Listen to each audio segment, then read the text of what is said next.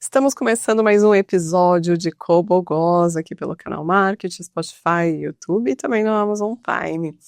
E hoje nós vamos, para variar, né, eu e minha sócia aqui maravilhosa. Conversa boa, hein? Conversa boa, vamos conversar sobre negócios. Negócios, crescimento, expansão, inteligente. De inteligente. E é algo que muita gente tem dúvidas, né, também. Sim, principalmente falando de crescimento, né? Mas antes de falar sobre o nosso tema também, nosso convidado, não deixa de seguir Empreiteira Digital e também Cobogós Oficial.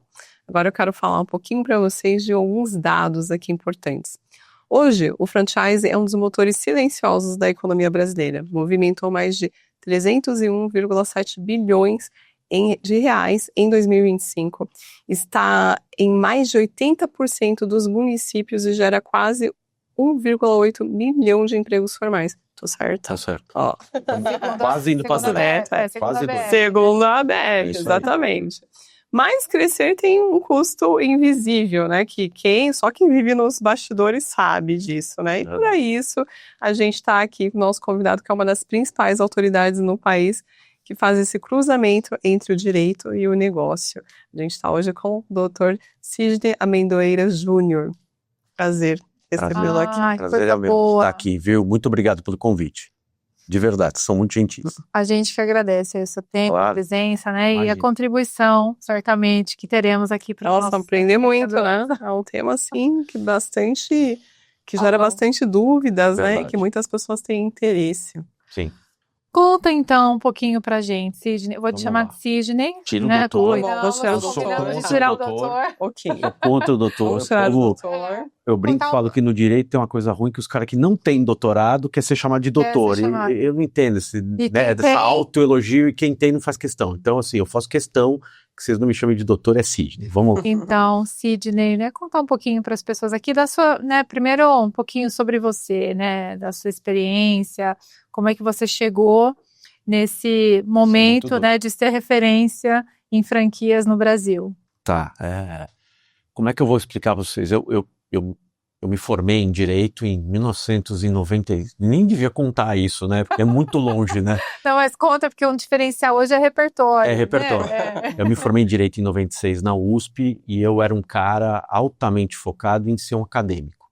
E na minha cabeça, loucamente, lá nos idos dos anos 90, eu achei que ia ser acadêmico, professor e etc. Olha como a vida dá, né, diz que Deus dá risada quando a gente faz planos, né? Da minha cara ele tá rindo até hoje.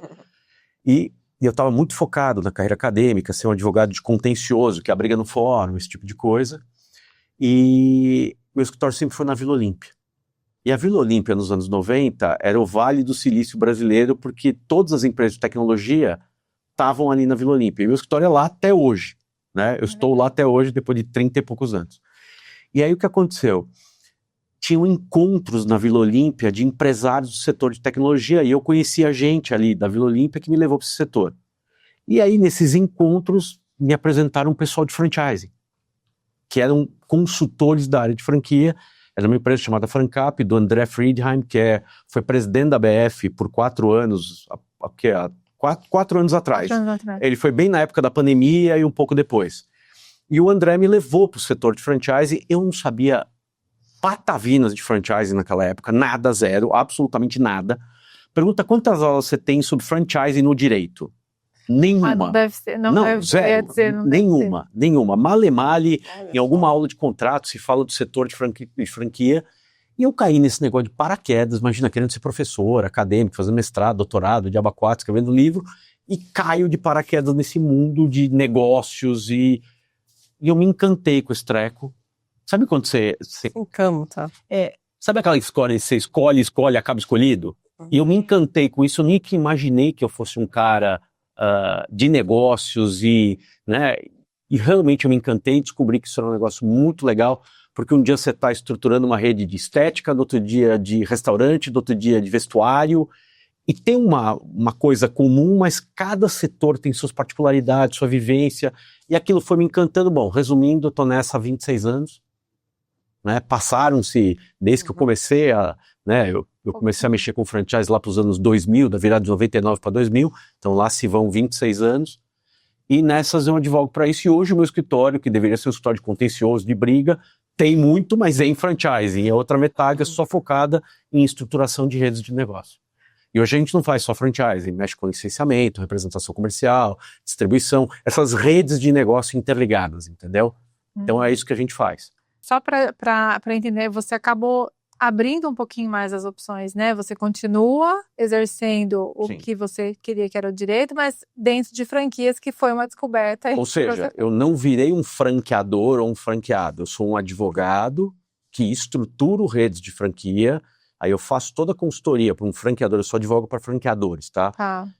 Assim, explicando para quem é leigo, eu acho ruim você estar nos dois lados ao mesmo tempo. Você imagina eu indo no judiciário, no fórum, e um dia eu estou defendendo uma coisa, no dia seguinte, com a mesma cara lavada, eu vou lá e defendo outra. Eu não estou dizendo que é errado, tem muita gente que faz e eu não vejo problema, mas eu achei por bem para mim me fixar num lado e eu só advogo para franqueadores. Então eu estruturo a rede de franquia, eu faço a consultoria dessa rede, então o dia a dia, a relação com os franqueados, conselho de franqueados, que é super legal isso, o franqueado ajuda a própria franqueadora a fazer o negócio crescer, então eu monto o estudo, toco esse dia a dia, e infelizmente as pessoas do mesmo jeito que se casam, se separam, então se tiver briga, eu aproveito e também já faço a briga também, entendeu? Então tanto no judiciário quanto na arbitragem, que é um meio muito comum de disputa de litígio em franquia. Sim, é o início, meio e fim, né? É isso aí, é isso aí. E Sidney, como que, assim, um negócio pode virar uma franquia? Quais são os requisitos? Qualquer negócio pode virar uma franquia? Em tese, qualquer negócio pode virar uma franquia, desde que ele seja replicável. Eu acho que a grande sacada do franchising, o que é? Às vezes você tem um modelo de negócio que é maravilhoso para você, naquele lugar, daquele jeito, naquele momento. Você tenta reproduzir aquilo em outro lugar, de outro jeito, não vai bem. Então, para você transformar um negócio numa franquia, ele precisa ser replicável. Então, basicamente, o que os consultores de franquia e advogados fazem é pegar um modelo que existe, aí esse pessoal de consultoria em franchising, ele faz um estudo, faz um business case, um business plan para entender se aquilo é replicável num modelo de franchising. Se for, aí isso vem parar na minha mão para eu estruturar isso do ponto de vista legal. Entenderam? Então, assim, qualquer negócio em tese pode, só que não necessariamente qualquer negócio irá virar uma franquia mesmo querendo, entendeu? Porque você tem que ver assim, precisa ver a margem no negócio, o que ele deixa na ponta, aí você tem que considerar que agora tem mais um ente ali, que é o franqueador, que recebe royalties, então isso vai sair da margem do franqueado. Então você tem uma série de contas e análises que você precisa fazer para ver se aquilo pode ou não virar uma franquia. Mas de modo geral, sendo sincero com você, eu tenho de tudo lá no escritório, e a ABF, a Associação Brasileira de Franchising, ela mapeia pelo menos 17 ou 18 segmentos, áreas diferentes onde você tem franquia. E tem de tudo que você imaginar ali. Qual que é o mais curioso? Nossa, curioso, deixa eu ver. Os mais comuns é fácil, né? Que é food, né? Que é comida, alimentação. O setor de alimentação é responsável por quase 30% do franchise brasileiro. E saúde e beleza, que a gente chama. Principalmente estética. E food está em primeiro lugar? Food está em primeiro lugar, mas é gozado. Food era o primeiro lugar de muito longe. Hoje a estética deu uma encostada no food e está mais próximo, entendeu? Então você tem esses dois grandes setores que hoje movimentam. E aqui no Brasil, vamos combinar, né? Estética, saúde, beleza, é uma coisa que tem um impacto. O mercado que está em crescimento, todo mundo querendo ficar mais jovem, né? E de tudo que o pessoal está fazendo consigo mesmo, né? Agora todo mundo se tem as canetas, enchendo de caneta e aí você tem esse setor de estética muito forte. Agora, curioso, olha, é que não saiu, mas me chamaram até para ir numa indústria de armamento. Nossa. Para criar uma rede, como tem nos Estados Unidos, aquelas redes de loja de venda de armas de fogo. E não virou. E eu te confesso que foi um momento que eu fiquei pensando assim, será que eu quero fazer um negócio desse? Como pessoa, sabe assim? Sabe aquele momento que você tira o chapéu de advogado e fala assim, pô, será que eu quero... Não conversa com seus valores. E juro por Deus, eu tenho nada contra, eu respeito, mas assim, não bateu comigo. E não virou, tanto que depois não foi pra frente. Mas talvez pensando no negócio mais louco, mais curioso que eu tive foi esse. Estranho, né? Estranho. Não, Mas é uma loja, se você pensar bem, é uma loja contra outra qualquer. Só que em vez de vender sorvete, vende o quê? Vende revólver. Né? Pra quê, né? Então, Diferente. vamos lá, vai, esquece. Diferente. Agora, pensando nas pessoas, né, que até acompanham a gente aqui, que querem se tornar franquias,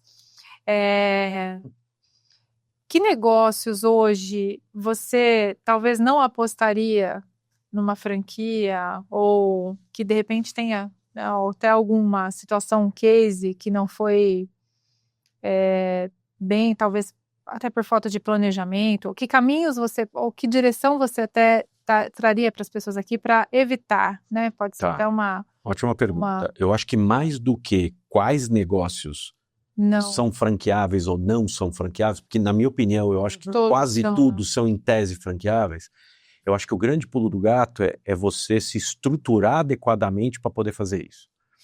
Porque tem gente que acha que franquear, o que é? Hoje em dia, né, gente? Internet, IA. O cara acha que o meu trabalho, de alguma maneira, tá lá e ele entra na qualquer inteligência artificial e fala assim, me reproduz uma circular de oferta de franquia, um contrato de franquia, pega qualquer coisa aí e o cara sai metendo brasa. Vai se lascar, entendeu? Mas vai dar... Por quê? Porque você precisa estruturar muita coisa. No franchising, eu acho legal explicar isso para as pessoas, a grande diferença que tem, diferente de qualquer outro negócio, é que eu não posso contratar com vocês duas, do nada. A lei, então, por exemplo, eu quero ser franqueador.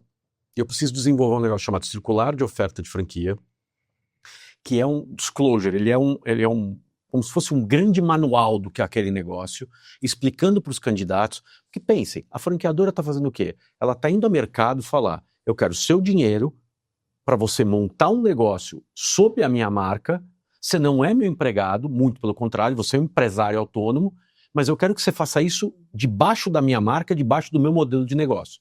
Então, antes desse cara botar o dinheiro nele, no jogo, ele precisa receber essa circular que tem todas as informações que vocês imaginarem no mundo. A lei tem uma lista lá, um rol de 20 e tantos itens que eu sou obrigado a cumprir. Então, quando você receber isso, você vai ter um prazo legal mínimo de 10 dias para analisar, estudar tudo isso, para depois decidir se você quer pagar alguma coisa ou não, contratar ou não. Então, o que acontece? Quando uma franqueadora ela se submete a esse escrutínio prévio, que é verificar se ela tem condições de se tornar uma franqueadora ou não, e vai fazer esses materiais de franquia, a maioria percebe de verdade se ela vai conseguir ou não. Porque é tanta coisa que ela precisa pensar e estruturar, que se ela perceber que ela não consegue entregar aquilo, e ela tiver um pingo de ética, ela pula fora neste momento já, antes de se lançar no mercado. Então você tem um trabalho prévio de autoanálise muito grande. Até porque você tem que pensar o negócio. Sei lá, você vende sorvete, você vende chocolate. Uma coisa é ser dona de uma sorveteria ou ser dona, né, de uma chocolateria. Outra coisa é você ser franqueador de sorveteria. Porque lá você é prestador de serviço. É outro bicho. Você entende? Você não vai mais vender chocolate nem sorvete. Você vai vender franquia para um cara que vai vender chocolate e sorvete. Então você precisa treinar o cara, você precisa ensinar o cara o que ele tem para fazer. Até porque, imagina, eu sou advogado, imagina que eu queira sair da minha profissão e montar uma franquia. O que eu entendo de sorveteria? Nada, zero, absolutamente nada. Eu preciso ser capaz de chegar num franqueador e receber um material técnico para no dia seguinte eu poder montar e replicar aquele negócio. Então esse é o bacana. Então acho que o grande ponto aqui é você entender se você está disposto a deixar de ser um vendedor de algo para se transformar num baita prestador de serviço ultra qualificado.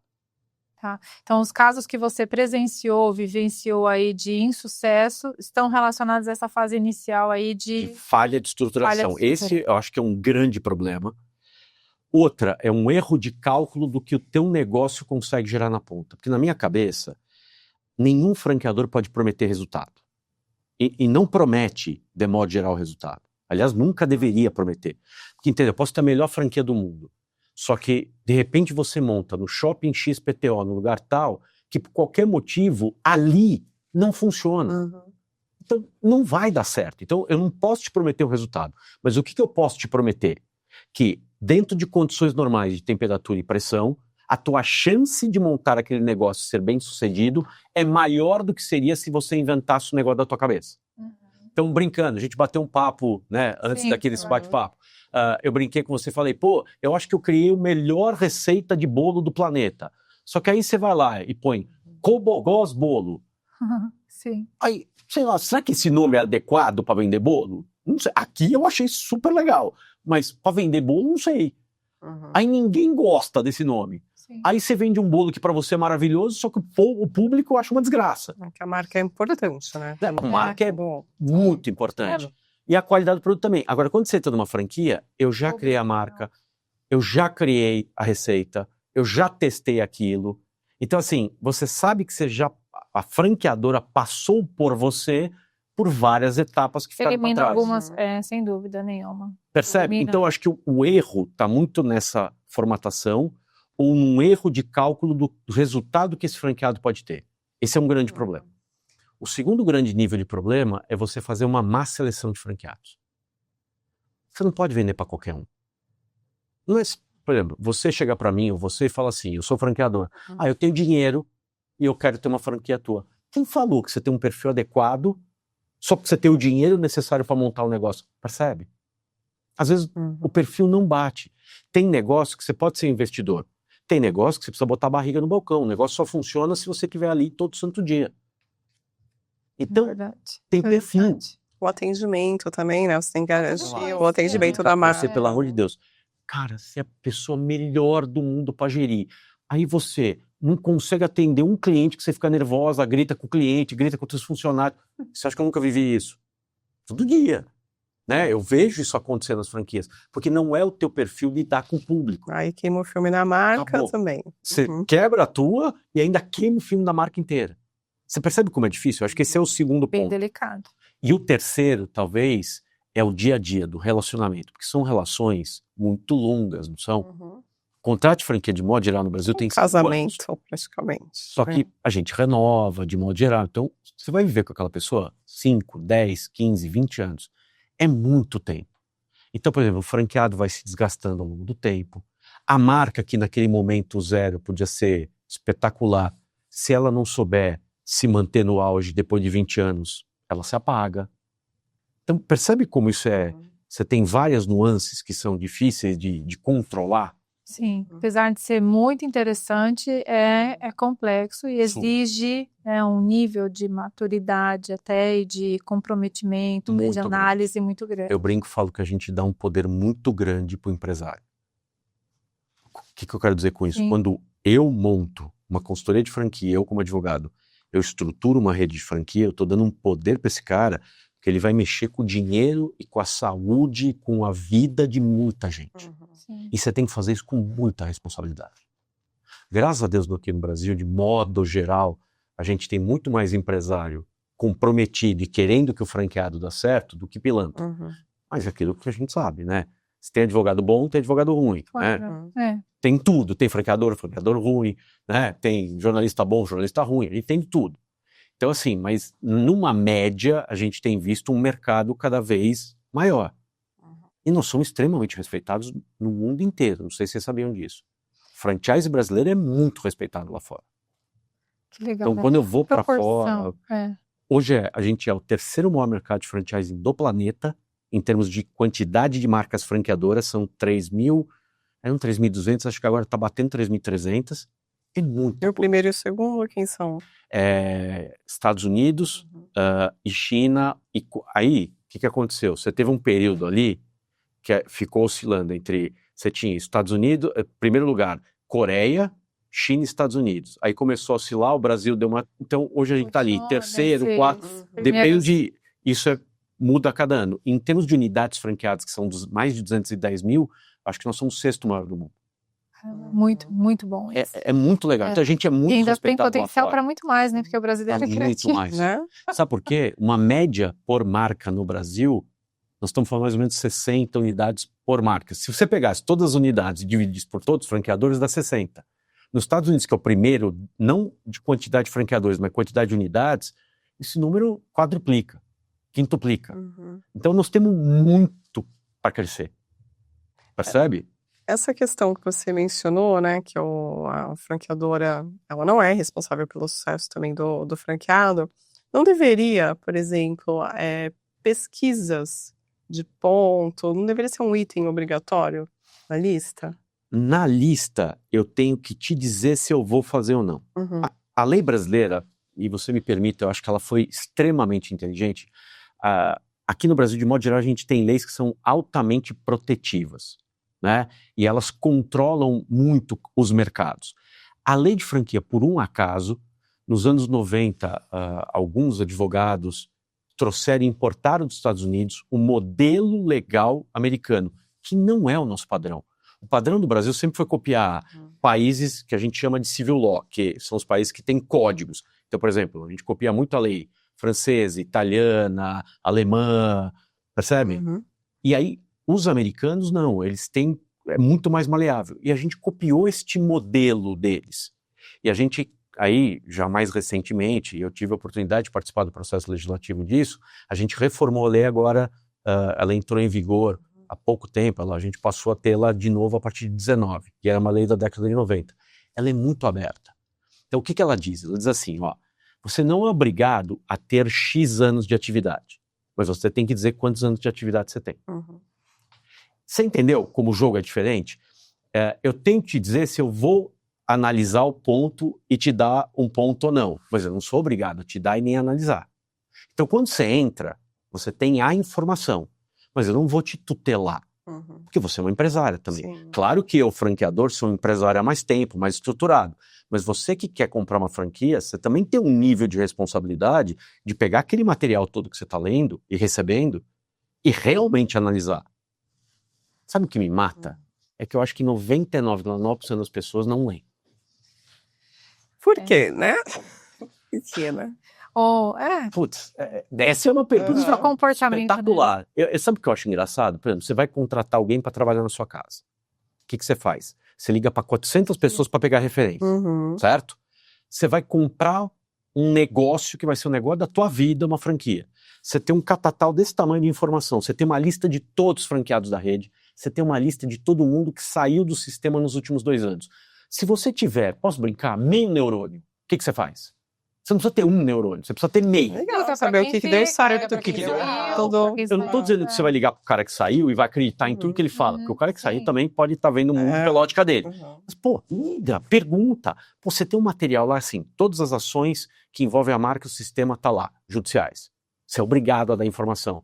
Você tem que dar o balanço da franqueadora. Cara, se você fizer um deep dive nessa documentação... Isso tudo bem, né? Porque nenhum negócio também é 100% perfeito. Né? Não vai ter. Agora é cômodo, né? Você não lê nada, contrata, monta um negócio, depois você fala, mas eu não sabia. Mas não era isso que eu queria. A gente falou um pouco antes, né, até do comportamento, trazendo um pouquinho mais para o ambiente jurídico, que é esse comportamento até das pessoas, da relação, né, dessa dificuldade maior hoje de não só de estabelecer a conexão, mas a relação entre si, né, por isso você falou de contencioso, de conflitos, né, como que você enxerga hoje esse comportamento, né, dentro das franquias ou fora delas? As pessoas estão menos tolerantes, conversam Muito menos a respeito dos problemas, inclusive no corporativo, falando, né, de maneira geral?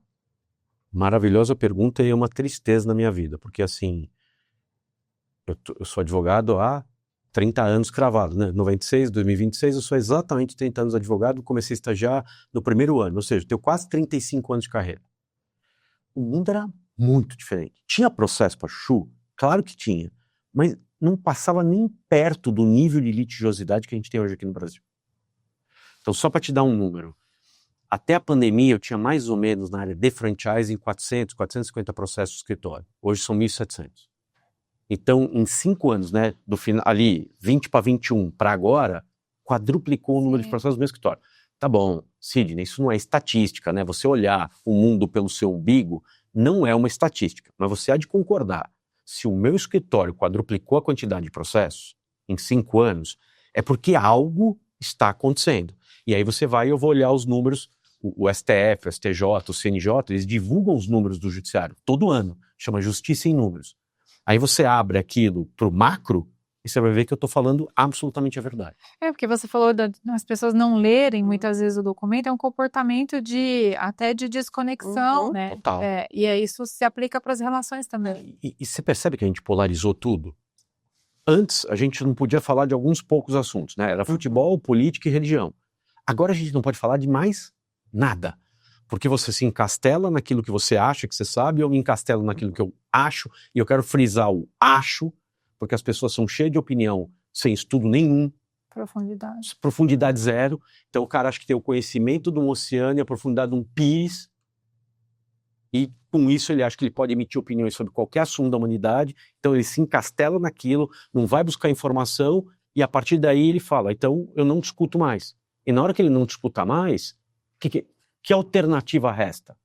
Brigar. E quais são os principais conflitos hoje dentro de um contexto? Se fosse fazer um pareto aí, né, os 3 principais ou 2? Quando eu era diretor jurídico da BF, a gente encomendou um estudo de jurimetria, que é um negócio bem legal. Jurimetria é você fazer um estudo em dados que o judiciário, que são públicos, podem te fornecer. E a gente mapeou os principais processos. Aqui no estado de São Paulo tinha 5.000 processos, 5.500 processos de franchising aqui no estado de São Paulo, tá?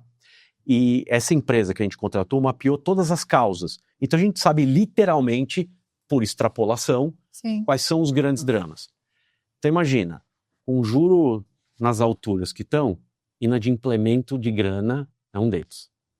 Esse é um processo que a franqueadora está processando o franqueado porque ele não paga aquilo que ele tem que pagar, os royalties, ele não contribui para o fundo de propaganda e assim por diante. Então esse é um nicho. Aí do lado do franqueado, ele está processando a franqueadora, alegando coisa do tipo, o negócio não é viável. Que foi aquilo que eu te falei. Que é o erro no nascedor. Lá na origem. Claro que algumas vezes é uma viagem o argumento. Né? Não é real. Aquilo é uma... Eu tenho uma teoria, eu não sei, que é a seguinte. Eu acho que quando a gente erra ou a gente não é bem sucedido, a gente tenta achar desculpas para os nossos próprios erros. E geralmente o jeito mais fácil de fazer isso é botando a culpa em quem? No outro. Então se eu quebrei um negócio, não fui eu que quebrei o negócio. Foi o franqueador, foi o shopping, foi o governo, foi a política econômica. Você percebe que as pessoas têm essa tendência de fazer isso? E eu acho que às vezes ao fazer isso, elas encontram um espelho num advogado que topa patrocinar uma causa dessa, ela pode criar uma ficção e tentar vender isso no judiciário. Claro que tem um monte de caso que não existe, mas tem caso que é real. Tem franqueadora que fez um serviço porco de formatação e vendeu pro cara um negócio que não para de pé.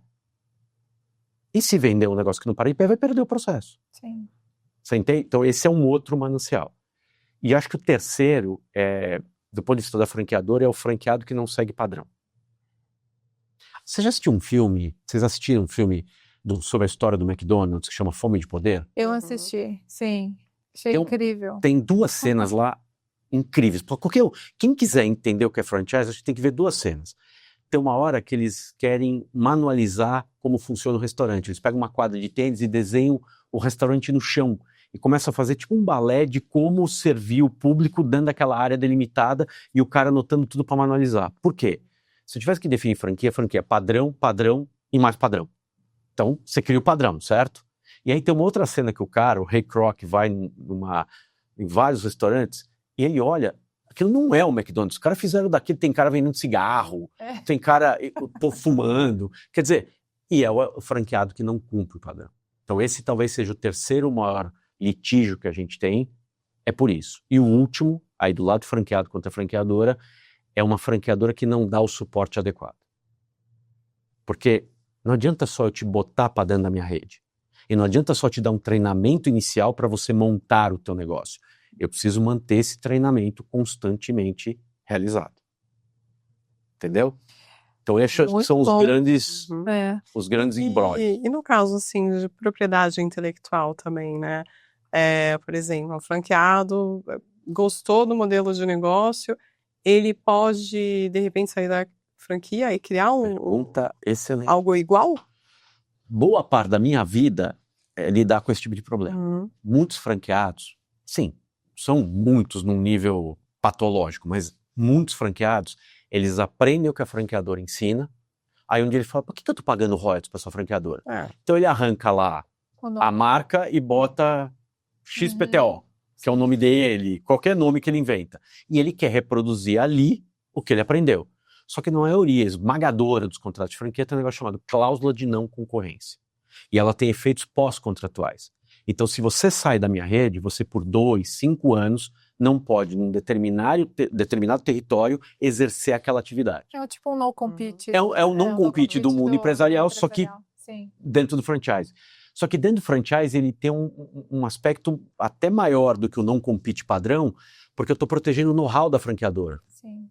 Porque senão qualquer... Gente, não seria a festa do caqui, né? Uhum. Qualquer um vinha, entrava, aprendia, no dia seguinte virava as costas, me dava um chute no traseiro e ia fazer igual. Então, muitos dos processos que eu, como advogado franqueador, movo, são para fechar negócios que estão concorrendo deslealmente. Uhum.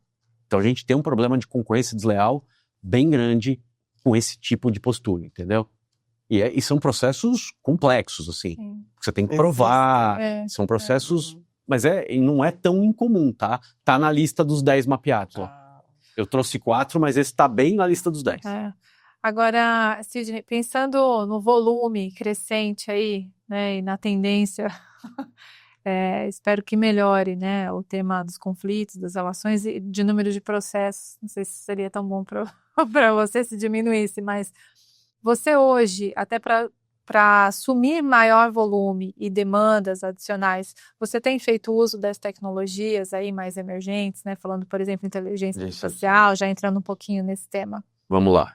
Esse é um tema que me preocupa profundamente. Como professor, como advogado, como cidadão, me preocupa em vários níveis. Sério, de verdade. E eu tenho estudado muito isso, porque assim, eu não posso fechar os olhos e achar que não vai ser feito e não vai ser usado. Concorda comigo? Sim. Só virou uma realidade, as pessoas estão usando.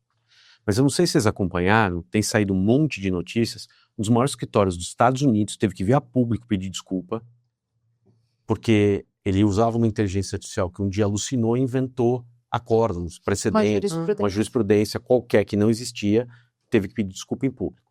Um outro advogado em Nova York tomou uma multa de $5 mil na mesma situação. Aqui no Brasil, está lotado de advogado tomando processo ético na OAB, litigância de má-fé, por conta de invenção e alucinação de inteligência artificial. Então vamos lá. O que eu acho de tudo isso? Fora que eu sou advogado, eu tenho dever de sigilo, né? Sim. Aí eu vou pegar todo o processo, pegar toda a informação sua, dela, vou tacar numa IA e que se dane. E para onde for a informação, que vá. As pessoas não leem os termos de uso. Eles não leem nem a circular de oferta de franquia do negócio da vida deles. Você acha honestamente que o cara vai ler o termo de uso da IA? Aí é que não vai mesmo. Você entendeu?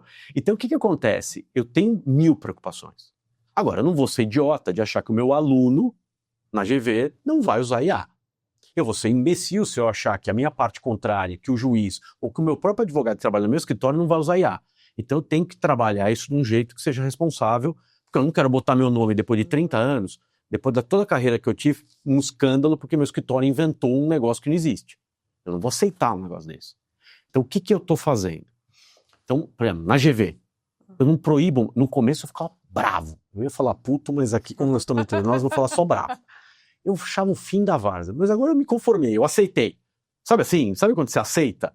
Então, eu criei regras de como eles têm que usar IA.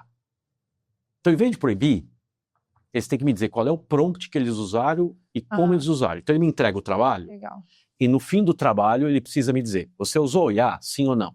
Se você usou, qual foi o prompt que você usou? Ou prompts que você usou? E você usou para fazer o quê? Ok, então eu estou aceitando isso. Me dói, mas estou. Agora, no escritório, eu estou fazendo algumas coisas. A gente comentou que você também tem feito agentes de IA. Eu acho que um caminho muito bom, você tem essas IA de mar aberto, que são essas que a gente todos nós usamos. Gemini, Claude. Você tem essas de mar aberto que tem um volume de informação muito maior. Mas tem muita de mar fechado. Então, o que eu estou fazendo? Eu estou desenvolvendo agentes de IA dentro do escritório para usar todo o arcabouço que é do meu escritório e proprietário. Então, todos os contratos que eu já fiz na vida, todas as petições que eu já fiz na vida, as notificações, estou alimentando aquilo loucamente. Vai ser um trabalho, já estou há mais de 6 meses, eu não sei que horas vai acabar. Juro que eu não sei que horas vai acabar isso aí. Tem dia que eu tenho vontade de sair correndo, mas não saio, mas tenho vontade. Então eu estou treinando vários agentes de IA que vão se integrar numa plataforma interna proprietária minha, para que os meus advogados possam usar. Até porque, quando ele usar, vai sair com a minha cara. Sim. Não vai sair com uma cara XPTO que ninguém nunca viu na vida. Então esse é um caminho. A outra coisa que eu estou fazendo é um outro agente de IA separado para anonimizar a informação. Então, por exemplo, você me traz um contrato. A minha IA, que é interna, só vai ter as informações que eu possuo. Então ela não vai ter aquele mar todo à disposição. Então eu tiro, o agente limpa esse contrato, tira toda a informação que possa chegar até você, aí eu pego aquilo, jogo numa IA aberta, aí trago de volta para o escritório, volto com a tua informação no mesmo agente e jogo na minha IA de novo. São vários processos, Mas né? por conta da LGPD também, né? É que no meu caso não é LGPD, o meu é pior, porque eu tenho um dever de sigilo. Que é profissional, como advogado. Então eu não posso revelar dados seus. Claro. E aí não importa se é porque a LGPD é só para pessoa física. A proteção que você tem comigo é de pessoa física, jurídica, qualquer uma.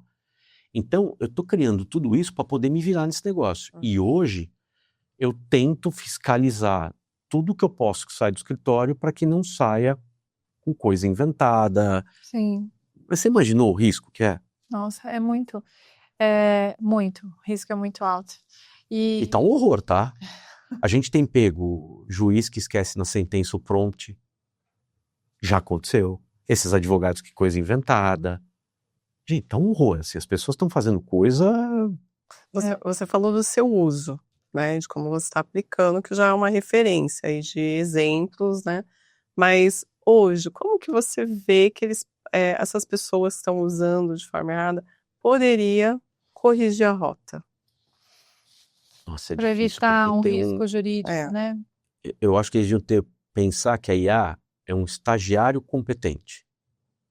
Então, quando não tinha IA, e você pedia para um estagiário te ajudar, vamos pensar de um jeito meio lúdico aqui. Você não tinha que revisar o trabalho dele? Depois mandar? É assim, não sempre foi assim, desde que a gente é gente. Você como jornalista fazia isso. Você é de formação arquiteto? Administrador. Administrador. Então, mas você devia ter estagiário, alguma coisa assim. Se você não revisar o que o cara fez, que risco que você está correndo? Dele escrever uma atrocidade e você assinar a atrocidade que ele fez. Concorda comigo? Sim. A IA é a mesma coisa.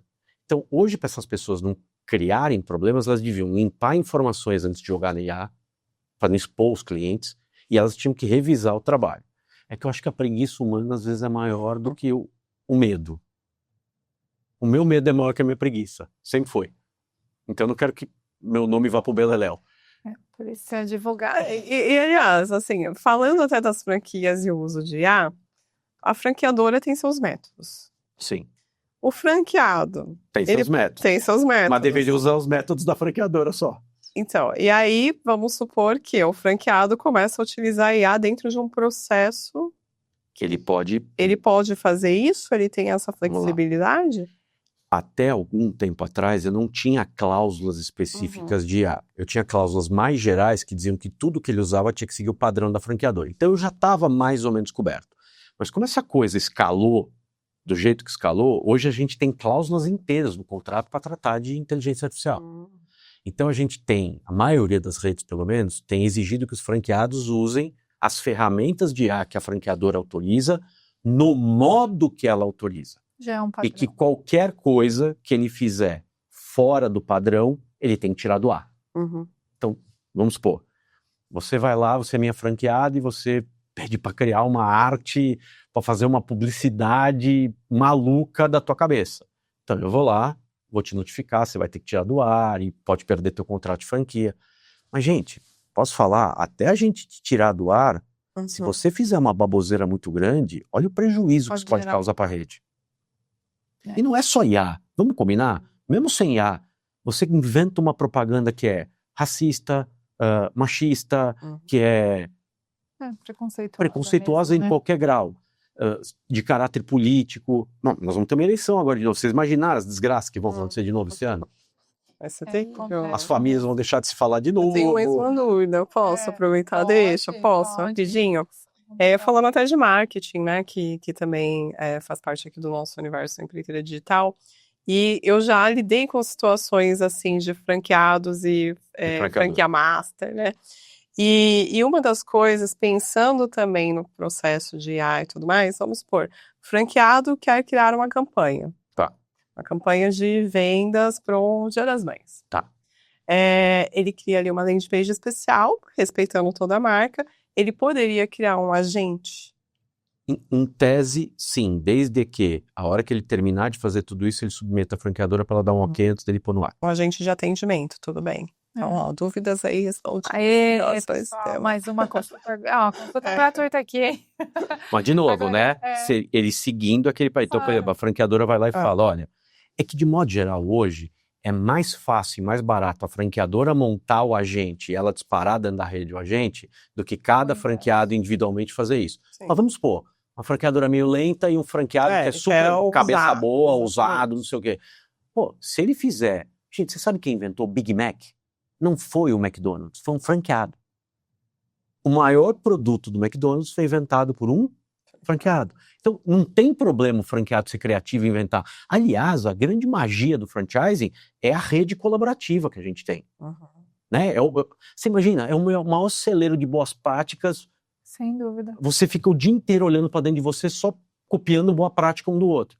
Então, eu não tenho problema com o franqueado criar. O que ele não pode fazer é implementar sem obter aprovação prévia. Porque pensa, a marca não é dele. Imagina, eu franqueei a Cobogós. E aí, a gente monta lá, faz tudo bonitinho, e você tem uma franqueada maluca em Xiririca do Oeste, que nem existe, que começa a inventar um monte de propaganda completamente inadequada, usando criança. Sabe? É imagem, Pessoas são pessoas, né? Pessoas surtam, né, de vez em quando, né? A gente trabalha aqui muito com reputação, imagem, identidade, então tem muito a ver também com esse cuidado, né?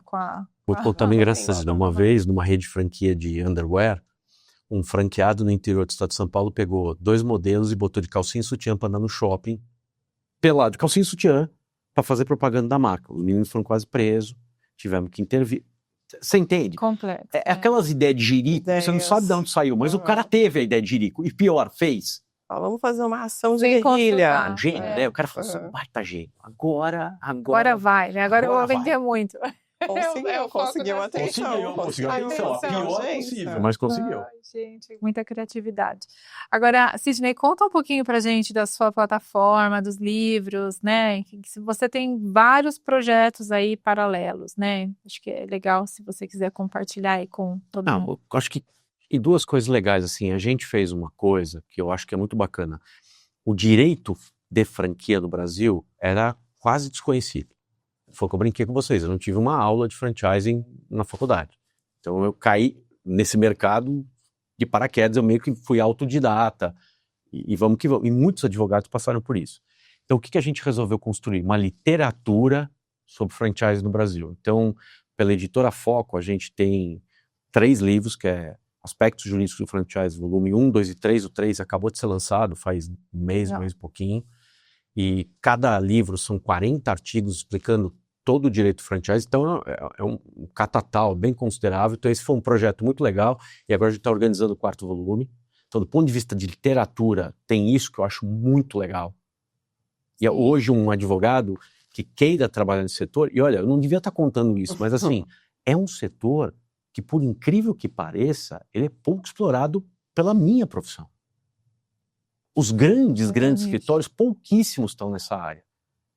Os advogados que dominam o mercado de franquia são advogados de middle market. E alguns até pequenos. Imagina, comigo são 26 advogados no escritório. Eu sou um escritório para padrão de São Paulo pequeno. Você percebe? E estou nessa área... Então, eu nem devia estar falando isso, mas é um mercado pouco explorado. Então, eu acho que tem um campo muito bacana para advogados. E aí a gente está desenvolvendo uma pós-graduação específica para isso, para advogados, que deve ser lançada no ano que vem. Que legal. Lá na IPD, que é a Escola Paulista de Direito. E eu estou criando uma plataforma de conteúdo de direito e franchising, e nesta plataforma a gente vai vender um curso que já está gravado, são 5 horas aulas, que chama Descomplicando o Franchise, em que eu tento explicar, né? que você tem que transformar numa linguagem que não seja uma linguagem de advogado. Eu brinco e falo que o maior elogio que alguém me faz é falar que eu não pareço você não advogado. parece mesmo advogado. Isso é o maior elogio. Eu fico tão feliz quando me fala assim, você nem parece advogado. E isso é ruim, né? Porque fala mal da minha profissão, né? Porque se você está sendo divertido, didático, e você nem parece advogado, quer dizer que muitos advogados usam a erudição para vender um conhecimento. E eu acho que não, eu acho que você ser simples talvez seja uma das grandes sacadas de ser um bom advogado, você se fazer compreender. Então a ideia do curso é você ensinar para as pessoas como ele funciona. Então é um curso voltado para advogados, para franqueados que querem ingressar no sistema, para franqueadores e para funcionários de franqueadores que têm muita rotatividade, porque os caras também caem nesse mundo de paraquedas e não conhecem. Sim. Então eu peguei todos os principais temas e assuntos e fui mastigando isso. Então você bota o cara lá sentadinho 5 horas, o cara sai sabendo alguma coisa. E tudo que você não aprendeu, viveu, né? Eu tô tentando transformar isso em empacotei. Porque o franchise, na verdade, não é você empacotar e criar paradão. Eu aprendi alguma coisa com 26 anos de franquia. Eu não sou franqueador, mas empacotar coisa eu sei. Explicar coisa eu sei. Dar treinamento eu sei. Então, agora vai ser, né? Não sei se eu vou ser franqueador. Acho que não. O educacional no educacional, sim. Eu acho que se eu brincar com você, acho que é uma pena que no Brasil o professor morre de fome, é tão maltratado, porque eu acho a profissão mais legal do mundo. A maior honra que eu tenho na minha vida é ser professor. A gente gosta também. A gente tá aqui porque a gente teve professores, né? É isso. Todo mundo só tá aqui porque alguém ensinou pra gente alguma coisa quando a gente precisou.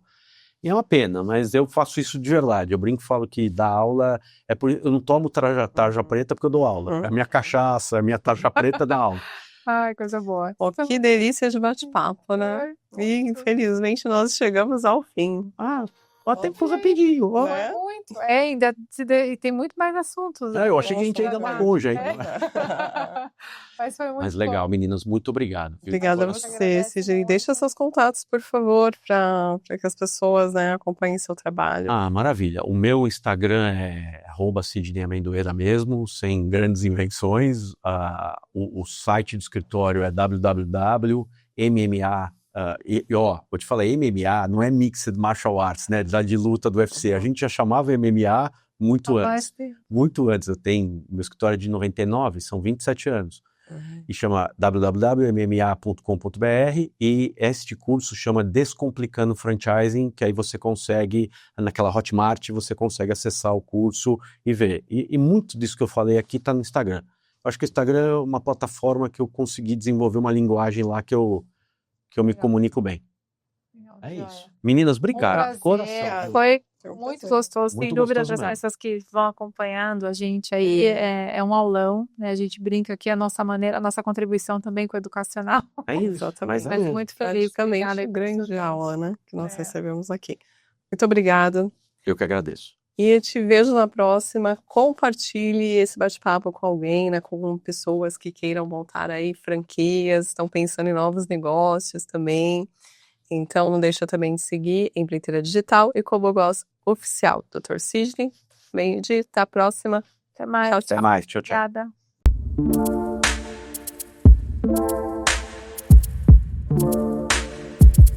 Obrigada.